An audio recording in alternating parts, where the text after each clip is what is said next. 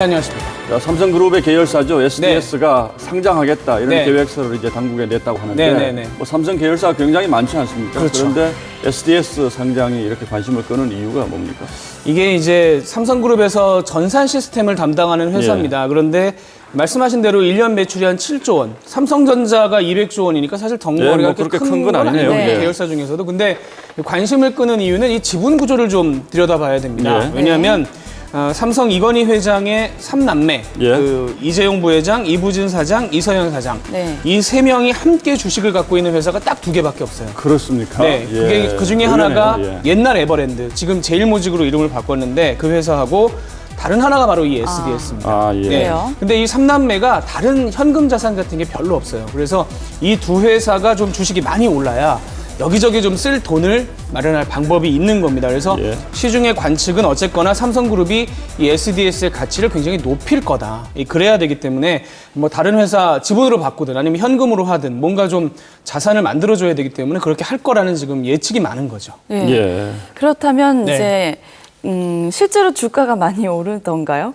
그러니까요. 그 부분을 봐야 되는데 원래 작년 여름만 해도 한 주에 한 6만 원, 8만 원 뭐 이 정도에서 왔다 갔다 했었습니다. 그런데 상장 발표가 딱 나니까 주가가 그때부터 엄청나게 뛰었거든요. 그래요. 네, 지난주에 34만 7천 원까지 올랐습니다. 6만 원, 8만 원. 5배 이상 올랐네요. 5배 이상 올랐죠. 네. 근데 시가총액이 SK텔레콤이나 지금 기아자동차랑 맞먹을 정도가 됐는데 회사 크기는 절반 이하거든요. 그러니까 이제 어제 이슈가 된 거는 삼성 쪽에서 아까 말씀하신 대로 상장하겠다라고 하면서 계획서 비슷한 걸 냈는데 한 주에 그럼 얼마를 받고 싶으냐? 여기에 17에서 19라고 적었습니다. 그러니까 지금 뭐 고평가돼 있다라는 걸 어느 정도 인정을 한 셈인데 다시 주가가 그래서 뭐 어제 좀 떨어져서 30만 원까지 지금 내려왔어요. 이제 삼성 쪽에서도 너무 비싸다라는 걸 인정을 한 셈이니까 주가가 다시 떨어졌다. 그런데 뭐 물론 주가라는 게 뭐 기업 가치만을 꼭 반영하는 것은 아니고 미래 가치를 반영하는 거니까 더 높을 수도 있는데 뭐 SK텔레콤하고 비슷하다 그러니까 조금 놀랍기는 하네요. 어쨌든 뭐 삼성 쪽이 희망하는 가격보다 현재 주가가 50% 이상 더 비싸다 이런 거 아니겠습니까? 그렇습니다. 이제 왜 그러냐면 삼성그룹이 이대로 안 갈 거다. 아까 말씀드린 대로 그런 이유 때문에 뭔가를 하지 않겠냐라는 기대 심리에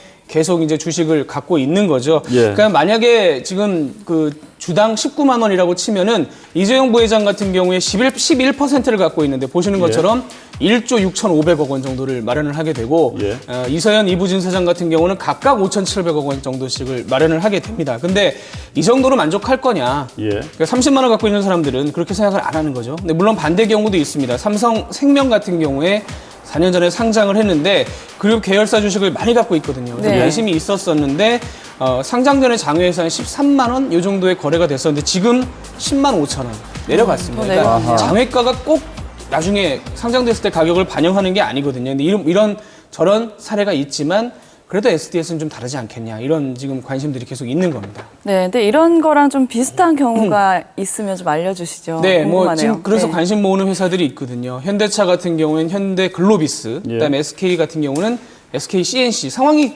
상당히 비슷합니다. 뭐냐면 현대글로비스 같은 경우에는 정몽구 회장의 아들인 정의선 부회장, 그다음에 SK CNC는 최태원 회장 각각 한 30% 넘게 주식을 갖고 있어요. 결과적으로는 이 두 사람이 또 뭐 그룹을 장악하려면 이 두 회사의 그 주가가 올라야 된다. 그래야 역시 SDS처럼 계속 올라서 이게 좀 두 사람에게 현금을 안겨줄 수 있지 않겠냐라는 지금 기대감이 생겨가지고 SDS 상장 발표 이후에 역시 한 1년 사이에 지금 최고가까지 올라 있는 그런 상태입니다.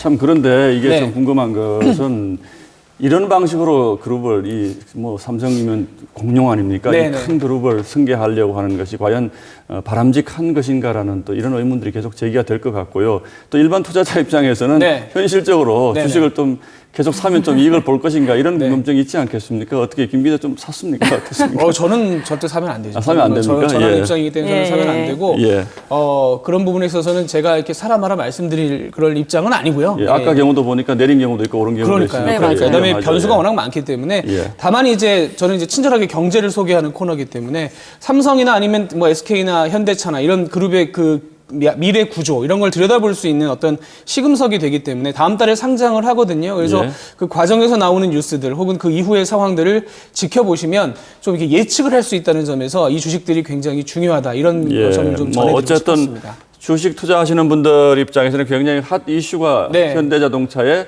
삼성 한전부지 매입 그리고 네네. 이 SDS 상장 이것이 주식 투자하는 분들에게는 당분간 큰 이슈가 될 것은 분명해 보이네요. 예, 김 네. 기자 잘 들었습니다. 네. 예.